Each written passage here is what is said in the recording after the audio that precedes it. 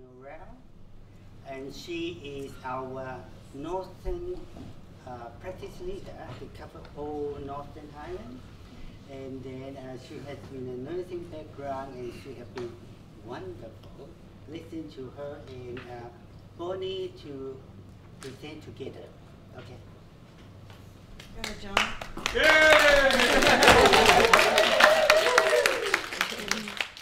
There's PGF staff and, and over here. This is almost an internal training session for us. There's quite a lot of PGFers here. Really appreciate your support. Kia ora te whānau. As John said, my name's Narelle. I've been working at Problem Gambling Foundation in the Northern region as a practice leader for quite a few years now. I was promoted to incompetency, really. I went from a counsellor to the management role, and then had to learn the hard way how to lead a team and support their performance on both the counselling and public health contracts. My background is as a psychologist, and I've always practiced in the counselling and adult education scope. Kia ora, my name's Bonnie. I'm one of the counsellors and health promoters in the Rouse team. So what that means is 80% of my contract is to do counselling, and the other 20% is to do public health work. So it's written in there, there's no wiggling out of it, which alas brings us here today. I just want to thank Bonnie for doing the presentation with me. I think it's important that we're showing the team approach and how we're working together to perform on the public health contract. The Northern region, to be say, it extends from the Bombay Hills up to Kaitaia. We did have an outreach counsellor who worked in Whangarei and delivered services throughout the whole of Northland, but that position's on hold at the moment. And all the teams based in Auckland and doing a lot of outreach counselling and health promotion. Just checking that you're in the right room. So the presentation that you're here to listen to today is creative responses by counsellors to the changing demands of a mobile era. We're going to highlight a recent success that we had last year in public health, give an overview of a current project that we're working on, and then a brief overview of some future developments. So our mission and values, part of PGF whānau, is building healthy communities together, free from gambling harm. And when we talk about togetherness, we mean with the Salvation Army and Te Nera and all the numerous other people in the gambling sector and outside of that. The Problem Gambling Foundation is committed to health promotion that contributes to safer gambling practices. Now, some of the ways we do that is through community education and through the development of regulations and standards. We offer free counselling to anyone affected by gambling. So that's the gambler, family member, friend, colleague, doesn't matter. If gambling's affected your life, you come and talk to us for free. The presentation, I'm just going to go over a recent project, and then I'm going to hand it over to Bonnie and just transfer the mic to her to go over a current project. The Auckland City Council Sinking Lid campaign last year consisted of promoting a No More Pokies for Auckland by a range of methods, which we'll go through. The campaign was led by the Problem Gambling Foundation, by a number of people at the national management level and our health promotion team. We had a huge assistance from all the other problem gambling service providers within Auckland through the Te Nera Collective, and we collaborated with a huge number of other organisations from the non-gambling sector. And that's just a sample of a few. Just an overview of Auckland itself. I'm not sure if you're aware that at December last year there were just under 4,000 pokie machines in the wider Auckland area in 285 venues, and the Auckland-wide area or region is broken down into a number of districts or areas, cities, and this is primarily the area the Auckland Sinking Lid campaign focused on. And this is approximately 75 to 80% of the area that the Northern team of PGF cover. So that 4,000 pokie machines isn't in the 100% encatchment that we work in. The overarching goals for the project was to create increased awareness of potential harm associated with poker machine gambling in particular across communities in Auckland, and to develop stronger working alliances across the helping and not-for-profit sector. In the long term, we wanted to reduce the health inequalities related to problem gambling, and of course, we wanted community engagement. There were some additional goals for the counselling team, which I was particularly interested in leading the team.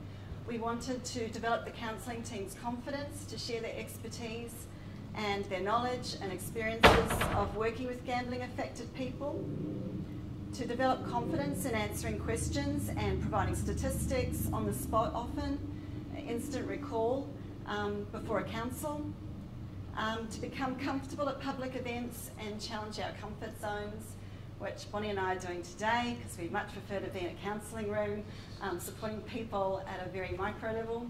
No, really, I've always wanted to be on TV. And she can do it from now on.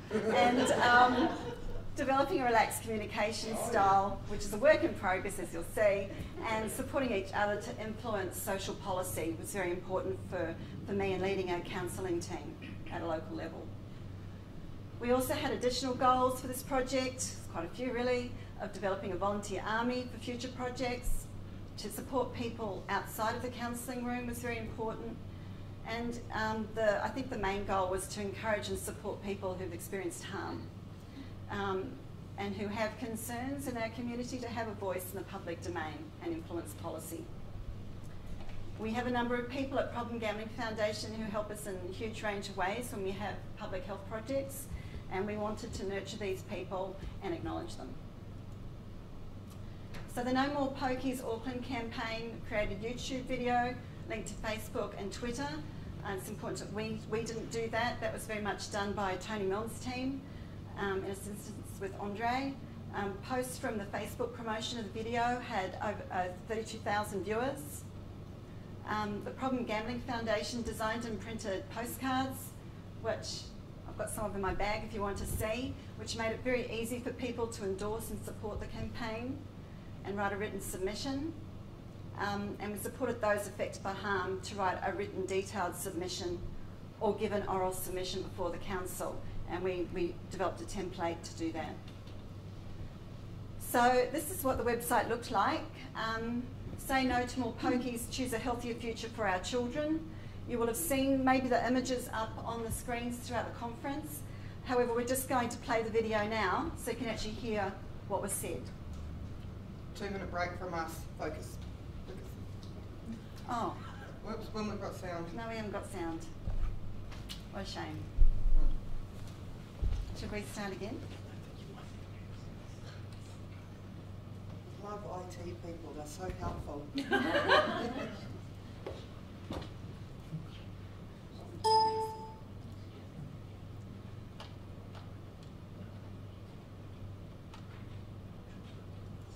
Well, when I grow up, I want to be a doctor, to be an architect, be an NRL superstar.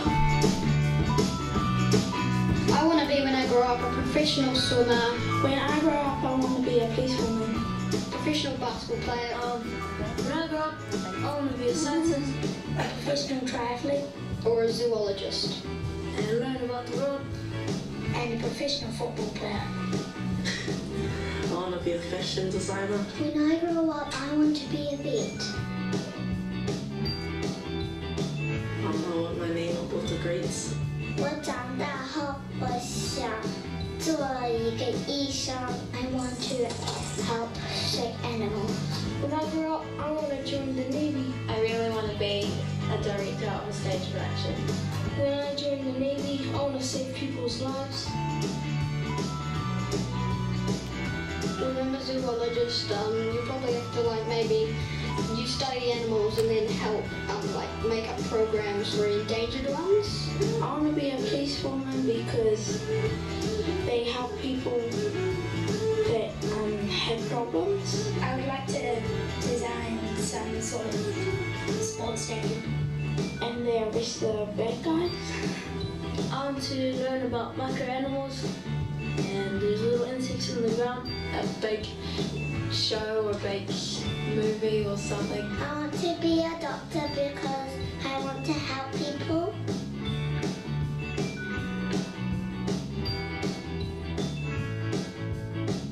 Our future is not about pokies. Choose a sinking lid.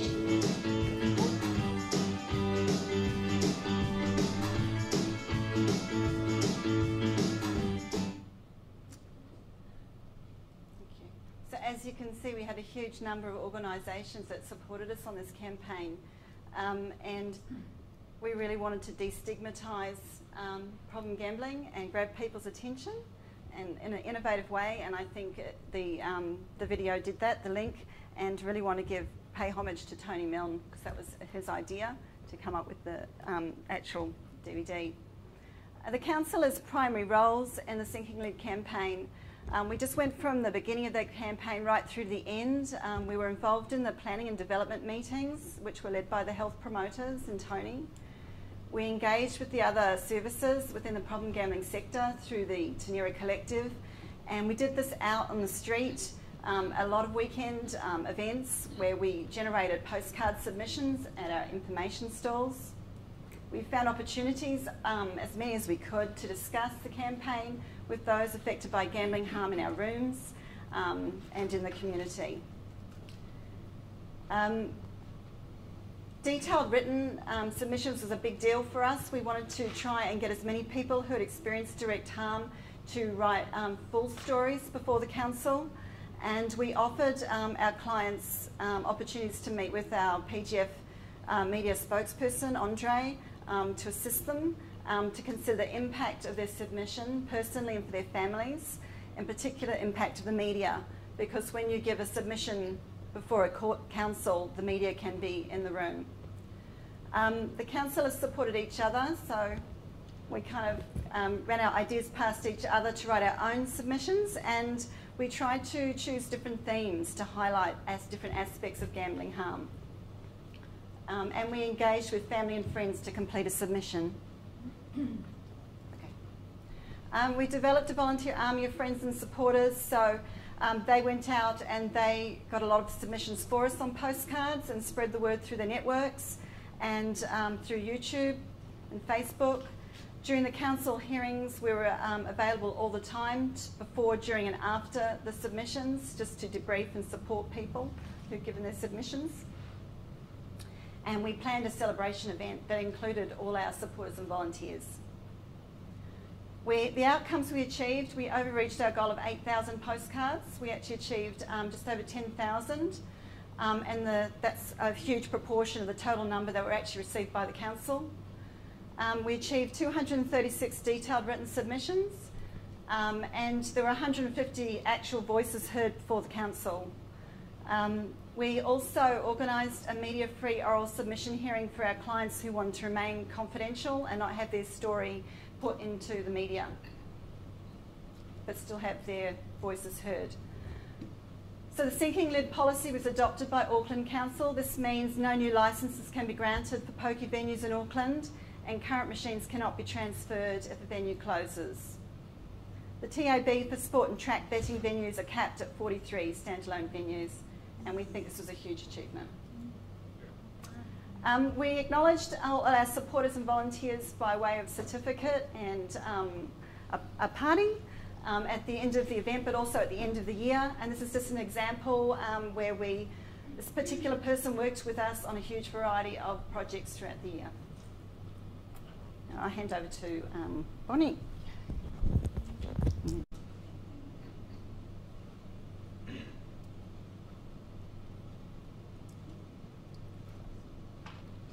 Well, as we've already established, I always wanted to be on TV, so I'm quite keen to take over the reins now.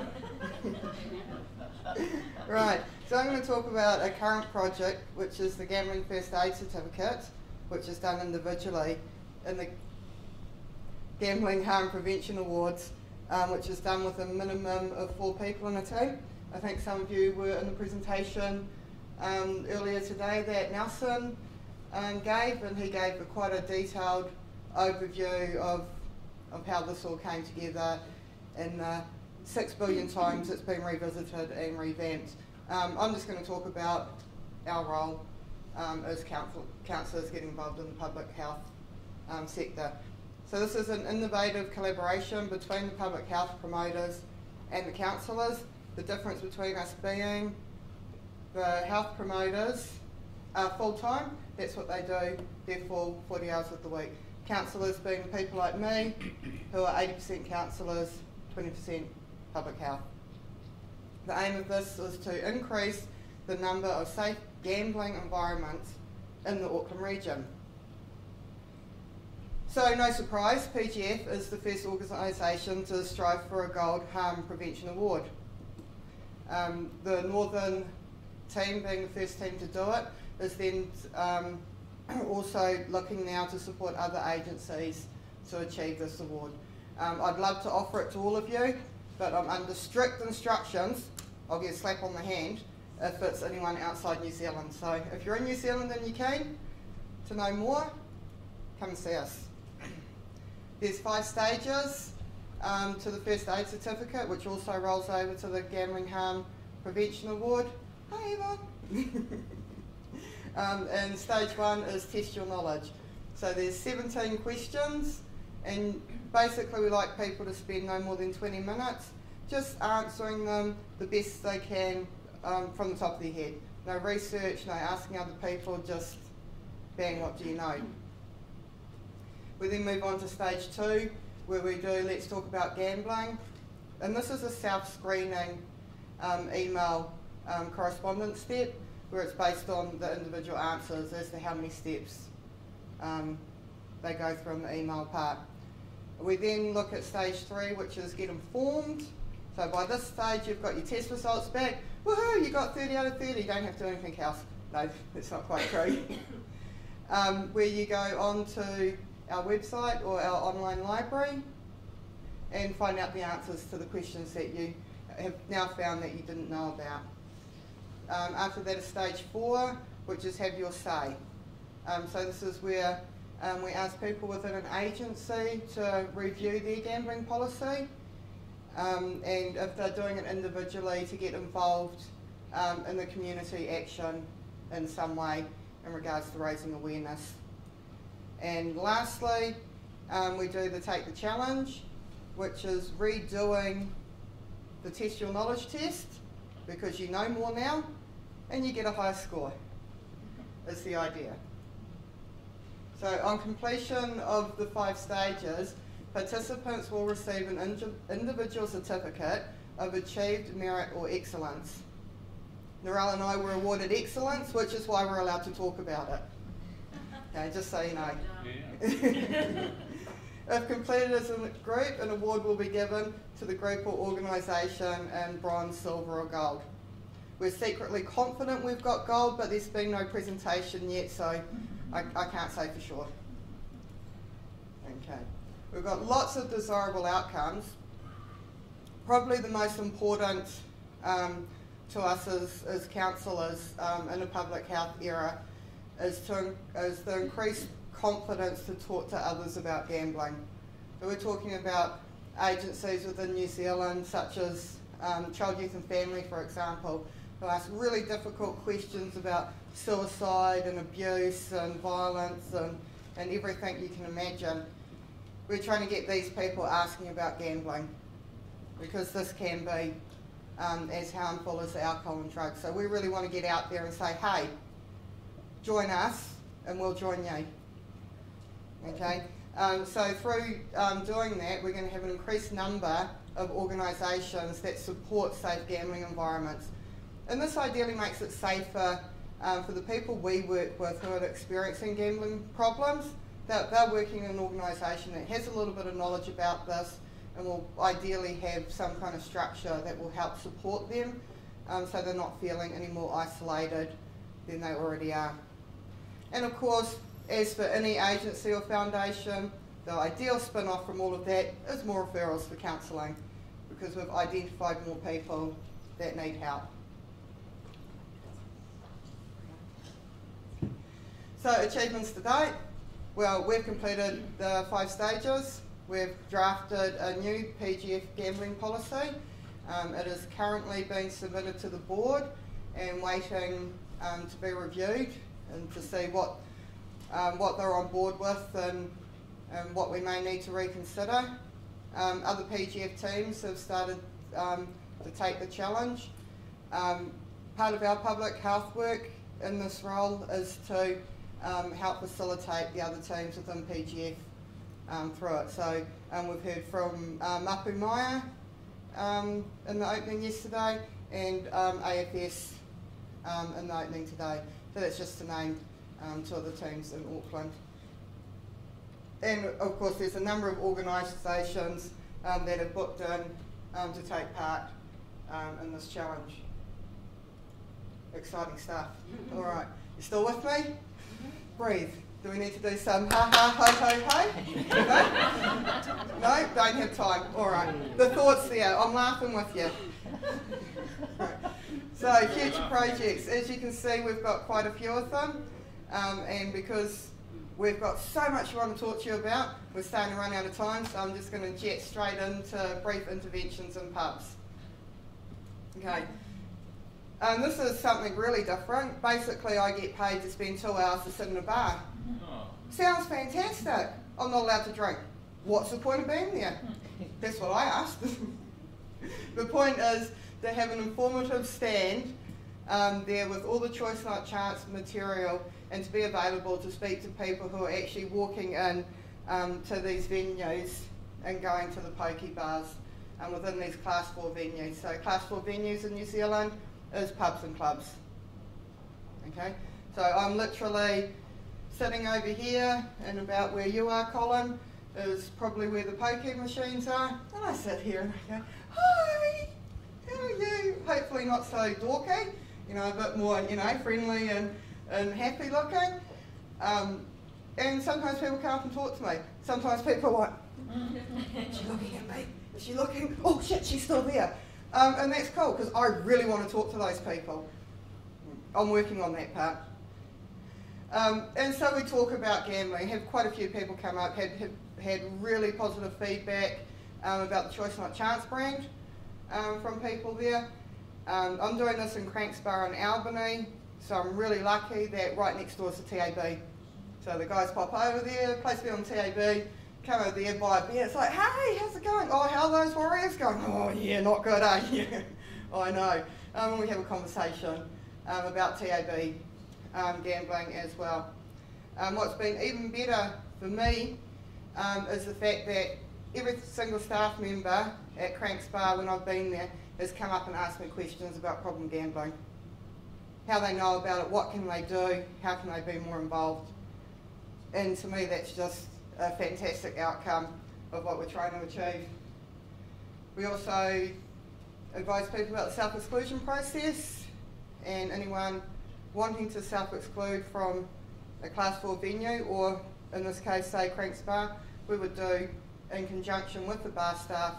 Otherwise, we would arrange to do that with them one-on-one. So that's where we're getting to for brief interventions in pubs. So the range of ways we're performing on the public health contract is quite diverse, and different people in my team, different counsellors and health promoters have different strengths. And I think you can see Bonnie's really enjoying being in Cranks Bar and just being there on site. Sorry, didn't mean that. I now know what you non-drinkers feel like when you're there. It's a bit different, isn't it? Just trying to build a bridge and a more solid working relationship with pub staff and supporting them in their practices of host responsibility. The rest of the things we're doing, we're just going to say really quickly. So we start on Monday. We go into the privatised remand prison in Auckland, and we're going to be delivering a 90-minute psychoeducational group to all inmates. So we don't screen before this group. It's key messages around gambling harm, and hopefully, and some fun activities, and hopefully as a result of that group, we will screen after it and see if it's turned any light bulbs on, and see if we get any positive brief screens as a result of that group. If anyone screens positive for gambling harm, we can recommend a 4-hour therapeutic group. So this is going to be run every week ad infinitum for all remand prisoners, so we're really looking forward to that. And it's very much performing on the public health contract because there's no screening to go into this group, it's for everyone. We're also, we've been doing it for some time, John's team in particular, and other teams around New Zealand using Skype and Link to provide sessions. But we're not doing it in a consistent way, but I thought it was important that we put it up there, that we're using it more and more to access people in remote, isolated positions. All right, 18 beach races, so next weekend I get to go. Woohoo! 18 beach races, clearly there's gambling involved, it's races. They have horses from the local pony club challenging each other up and down the beach. And because we're on Waiheke, we're going to get the tractors out and race those too, because that's what the community fun's like on Waiheke. So PGF are going to be there with the Choice Not Chance stall. It's our first time at this event to have an information stall, and this is an event that has been running on Waiheke for 100 years. Okay, this isn't new, and it's going to be around for a very long time, and it gives us an opportunity to go into an isolated area, raise our awareness, and ideally get people talking about gambling. We do a gamble-free day at the end of August every year in acknowledgement of the Gamble-Free Day in New Zealand, which is the 1st of September on every year. Sorry. And we do that in conjunction with many of the other gambling agencies, and it's out at Papakura Marae. Huge, absolutely massive, thousands of people there, it's lots of fun.